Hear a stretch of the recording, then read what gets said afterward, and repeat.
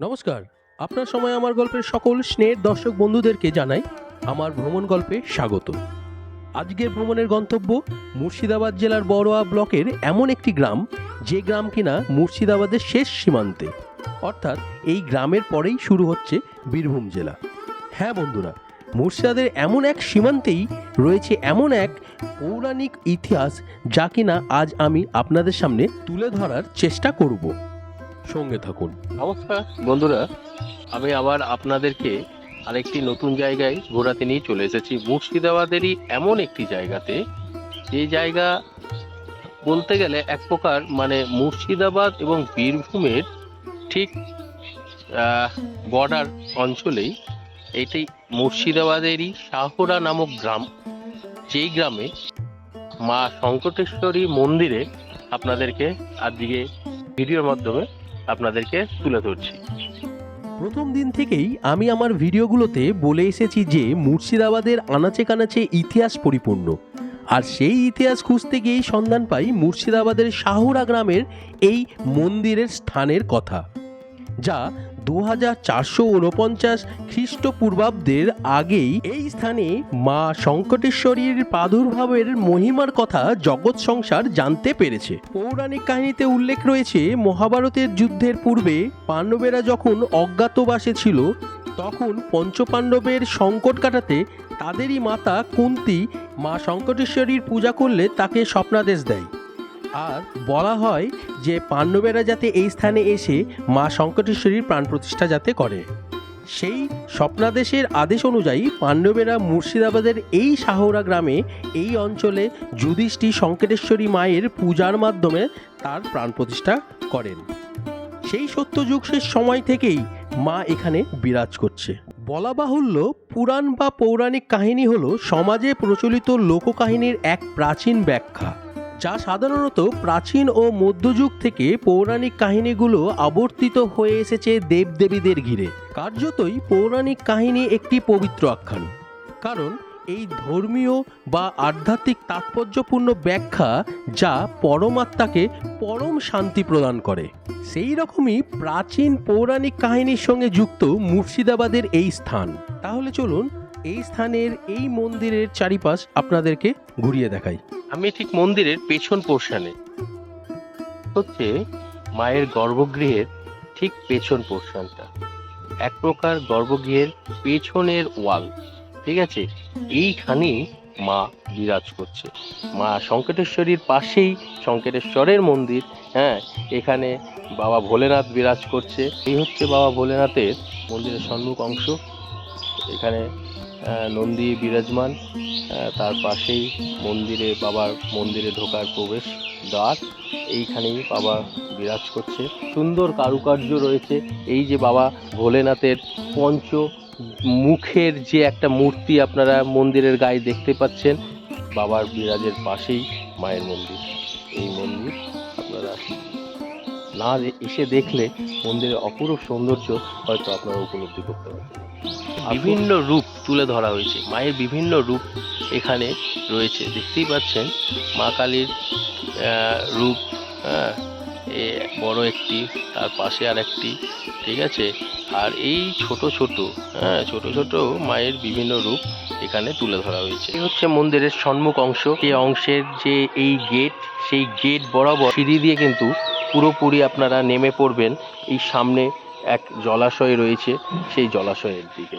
দেখুন, আমি আপনাদেরকে দেখাচ্ছি, মন্দির থেকে সিঁড়ি দিয়ে নেমে চলে যাচ্ছে এই জলাশয়। আপনাদেরকে আমি মায়ের দর্শন অবশ্যই করাতে পারবো, কেননা মন্দিরের দরজা খুলে গেছে। মায়ের দর্শন আপনাদেরকে করাচ্ছি, চলুন।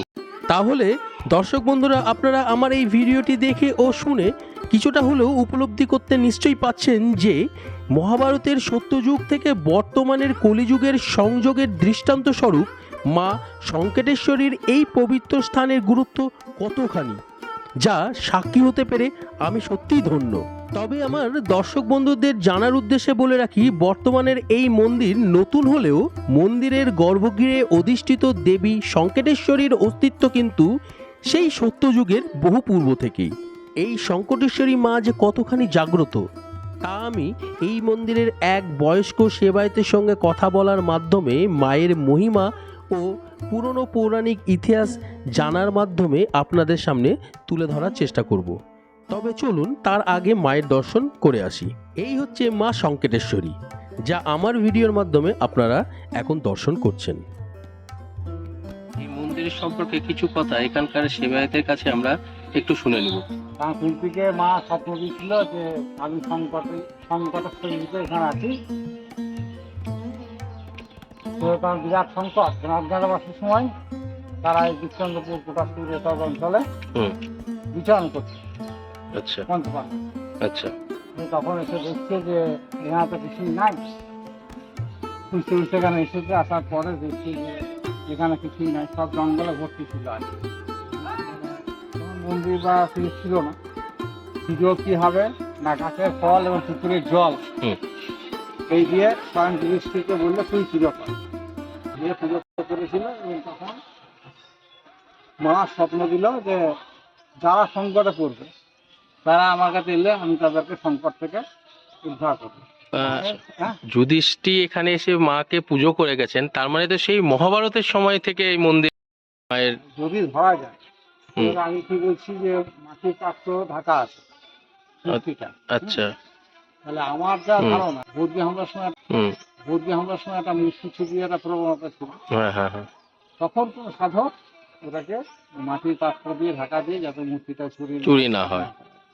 এবার ওই অবস্থাতেই মাকে এখানে তখন মানে গর্ভগৃহ বা কিছু তো ছিল না, জঙ্গল ছিল। তারপরে তো ব্রিটিশ আমলে তখন মন্দির জমিদাররা তৈরি করেছে।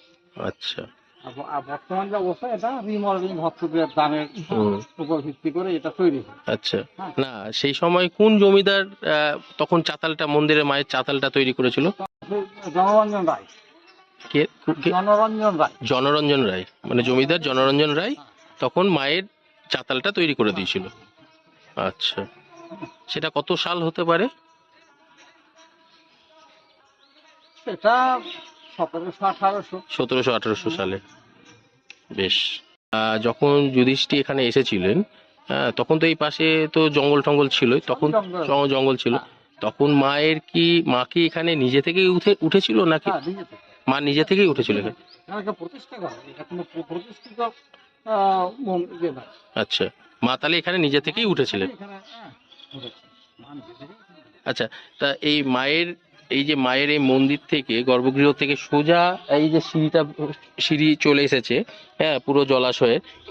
এইটা হওয়ার কারণ কি? মানে সাধারণত আমরা যা দেখি যে রাস্তার উপর দিয়ে মায়ের গর্ভগৃহে যাওয়ার একটা প্রবণতা থাকে প্রত্যেকটা মন্দিরে, কিন্তু এখানে দেখছি উল্টো, মায়ের গৃহ থেকে বেরিয়ে সিঁড়ি দিয়ে নেমে যাচ্ছে জলাশয়ে। এটার কোনো কিছু ইতিহাস আমার জানা নেই। আচ্ছা, এটা এই পুকুরের জল দিয়ে মায়ের স্নান। ও, এই পুকুরের জলে মায়ের স্নান হয়? মানে যাবতীয় মাকে যদি জল দেওয়া হয় এই পুকুরের জলেই? পুকুরের জলেই সব হয় এখনো পর্যন্ত। আচ্ছা, মানে মাকে স্নান করানো, মাকে ভোগ দেওয়া থেকে সমস্ত সব এই পুকুরের জলের ব্যাপারে। আর এই পুকুরের জল কোনোদিন মরে না। ও, এই পুকুরের জল কোনোদিন মরে না? যতই খরা হোক এই পুকুরের জল থাকবে? তাহলে বুঝতে পারছেন তো দর্শক যে এই পুকুরের জলেরও মহিমা কতটা। এই পুকুরের জল কোনোদিন, উনি যেটা বলছেন, এই পুকুরের জল কোনোদিন মরেও না। হ্যাঁ, মায়ের কি মহিমা। আচ্ছা, আর মায়ের অন্যের ভোগ বছরে একটা দিন হয়। কোন সময় মায়ের এখানে ধুমধাম করে পুজো হয়? ওই পৌষ মাসে একটা মঙ্গলবার দেখে গ্রামের মানুষেরা এটাকে একটা কৌশল্য হিসাবে অন্যের ভোগ মাঝে দেয়। ভোগ আরতি সবই হয়। মহাযজ্ঞের এটা ওই পৌষ মাসে মহাযজ্ঞ হয়। এখানে আর একটা জিনিস আছে, সংকট মঙ্গলবার। আচ্ছা, এই মঙ্গলবারটা শুক্লপক্ষে মঙ্গলবারে করা হয়।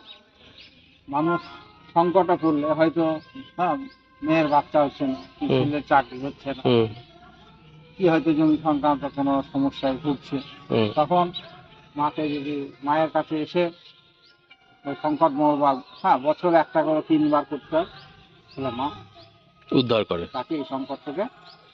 এখানে কোনো সাধক আজ পর্যন্ত রাত্রিবাস করতে পারেনি। ও, এই মন্দিরে এখনো পর্যন্ত রাত্রিবাস কেউ করতে পারে? এই মন্দিরে কোনো সাধকই রাত্রিবাস করতে পারেনি? একজন সাধক মাত্র এসেছিল, সেটা আমার পূর্বপুরুষদের কাছে শোনা আচ্ছা 7 দিন ছিল। তা মায়ের ডান দিকে বসে বসে তপস্যা করতো, সারাদিন ওই ফল জল খেত। আচ্ছা তা সকালবেলা যখন বেরোতো তখন গোটা গায়ে ওই সাপের ছোপ থাকতো, আচ্ছা সারা রাত ওকে ছোবল মারতো। আচ্ছা দিয়ে মোটামুটি দিন 7 পরে সে চলে গেছে। তারপরে আর কেউ কোনো সাধু এখানে আসেনি। এবং এখনো মায়ের ওই মূর্তিটার পিছনে সব খুব গর্ত আছে, সেই গর্তের ফাঁক দিয়ে এখনো কিন্তু সর্বরূপে মা দাঁড়িয়ে এবং পুজো নেয়। আচ্ছা আচ্ছা কখনো কখনো সেটা দেখা যায়, এখনো দেখা যায়? এখনো দেখা যায়। এই গ্রীষ্মকালে আগে সিমেন্টের মেঝে ছিল, তখন 5টা 7টা করে পরিষ্কার সব পরে থাকতো মেঝেতে। হ্যাঁ হ্যাঁ, জল ঢেলে দিত সব দিয়ে মায়ের। মানে এই মায়ের মেঝেতেই সরিষা পড়ে থাকতো? এখনো দেখা যায়। এখনো দেখা যায়? আর সেই সরিষা জল ঢেলে দিলে মায়ের গর্ভগৃহে ঢুকে যায়? গর্ভগৃহে না, মায়ের ভিতরে ঢুকে। মায়ের ভেতরে ঢুকে যায়? আচ্ছা আবার দেখা যাচ্ছে যে পুজো করছি তখন একটা ইন্দুর হয়তো সেই আতর চাল খাচ্ছে, আচ্ছা আচ্ছা ব্যাং লাফিয়ে বেড়াচ্ছে, তাহলে সহ অবস্থান হ্যাঁ একই জায়গায় সব অবস্থা, কারণ সাপ ব্যাং তো হ্যাঁ। থাকবে না সেই জায়গাটায়। কিন্তু সব এক জায়গাতেই থাকে। এটা আচ্ছা, মায়ের একটা মায়ের একটা মহিমা। হুম, সেটাই। বহু কিছু আছে, মা অনেক কিছু দেখিয়েছে। হ্যাঁ। আচ্ছা আপনি কোনোদিন দেখতে পেয়েছেন কোনো এই ধরনের যেটা বললেন? আমার জীবনে এই রাস্তাটা যখন হয়েছিল 2000 সাল।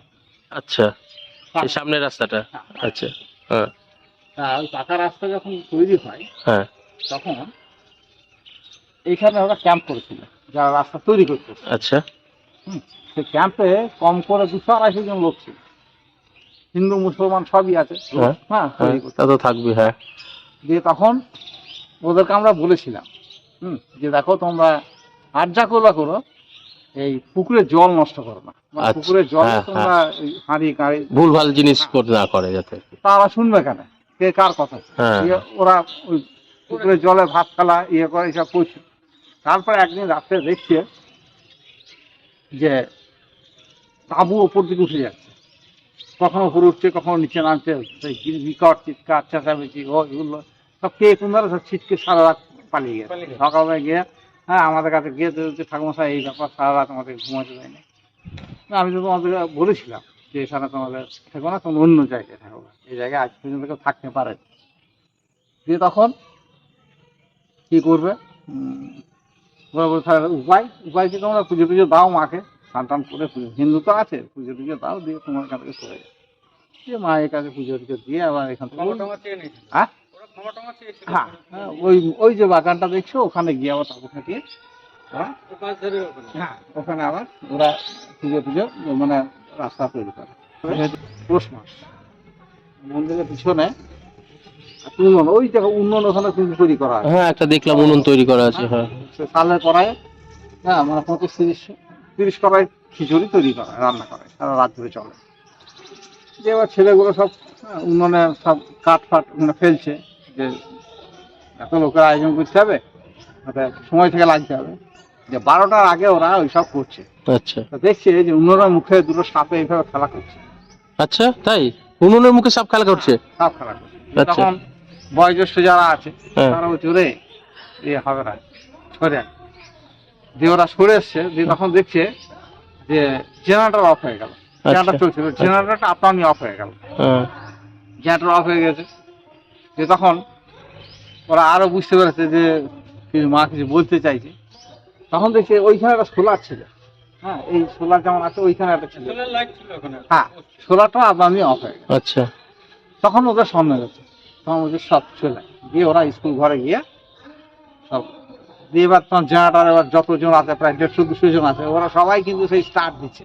আচ্ছা জেনারেটার কিন্তু স্টার্ট হচ্ছে না। আচ্ছা দিয়ে তারপরে ঘন্টাখানেক পরে তখন দেখছে যে সোলারটা জ্বলে উঠেছে। যেমন বলছে সোলার জ্বলে উঠেছে, আচ্ছা দেখতো জেনারেটার, তখন জেনারেটার স্টার্ট 2.5 পাকে জেনারেটার স্টার্ট হয়েছে। আচ্ছা এরকম হওয়ার কারণ কি মা মানে কিছু বুঝতে? এইবার মা প্রতিদিন রাত্রে এখানে বিচরণ করে। ও মা এখানে বিচরণও করেন? কুমারী বেশে মা ঘুরে। ও আচ্ছা এবার বেরোনোর একটা সময় আছে, সেই সময় হয়তো 12টা থেকে 1টা, 12:30 থেকে। আর সেই সময় জেনারেটর চলছিল, লাইট জ্বলছিল। লাইট জ্বলছিল, হ্যাঁ হেঁটে হ্যাঁ, এবার অত মানে প্রত্যক্ষদর্শী বুঝতে পারছে হ্যাঁ। মানে 150-200, হ্যাঁ, তার মায়ের মহিমা অপার। মাকে ঠিক মতো তাই মনোবাক্যে জানালে মা সারা দেয়, হ্যাঁ, এবং দেবেও, সেটা আমাদের বিশ্বাস। এই যে এত বড় কাজটা হলো, হ্যাঁ। এর জন্য কোনো সরকারি অনুদান বা কিছু আমরা পাইনি। এত সুন্দর মহিমা মানে হ্যাঁ, মায়ের মা যে নিজেই করে নিয়েছে। মা নিজেই করে নিয়েছে, কারণ আপনি বলছেন কোনো সরকারি অনুদান নেই কিন্তু এই মন্দিরের সব ভক্তের কাজ। সব ভক্তের। হ্যাঁ, হয়তো দেখা যাচ্ছে কারো হয়তো 40-45 বছর বয়স হয়ে গেছে, বাচ্চা হচ্ছে না, মা এর কাছে আসছে, হ্যাঁ, মা তাকে বাচ্চা দিয়েছে, সে 1 লাখ টাকা donate করে। হ্যাঁ হ্যাঁ হ্যাঁ, মানে ভক্তের দানেই দানেই এত বড় মন্দির। হ্যাঁ, আচ্ছা, বলো এখানে কোনো ট্রাস্টি বা কিছু নেই, বললাম তো, সবই ভক্তের কাজ। অনেক অনেক ধন্যবাদ যে এইটুকু জানালেন। হ্যাঁ, মায়ের ইচ্ছা না থাকলেও হয়তো আপনার মুখ দিয়ে বেরাতো না, কারণ আপনি তো বলতে চাইছিলেন না। হ্যাঁ, কিন্তু মায়ের মহিমা আর আমারও জানার ইচ্ছা ছিল। হ্যাঁ, মাই আপনাকে রাজি করালো আর কি। হ্যাঁ, মা সংকটেশ্বরী যেই মন্দিরে আমি আজ এসে সত্যি ধন্য, কেন এত সুন্দর মন্দির যে মুর্শিদাবাদে রয়েছে, হ্যাঁ, আমি তো জানতাম না। আমি আজকে দেখে সত্যি খুব ভালো লেগেছে এই মন্দির। হ্যাঁ, আমি চাইবো আমার এই ভিডিওর মাধ্যমে মুর্শিদাবাদের মা সংকটেশ্বরীর মন্দিরে আপনারা আসুন। দেখলাম যে এত সুন্দর মন্দির মানুষের মধ্যে তুলে ধরা খুব দরকার। মানুষ জানুক যে এত সুন্দর মন্দির রয়েছে, এত সুন্দর মন্দির রয়েছে মুর্শিদাবাদে। যে মন্দির মানুষ না জানলে কিন্তু অন্যায় হবে। সেই মন্দির দেখতে অবশ্যই মানুষকে আসতে হবে। আমার ভিডিও দেখে এই মন্দির অবশ্যই আপনারা দেখতে আসবেন।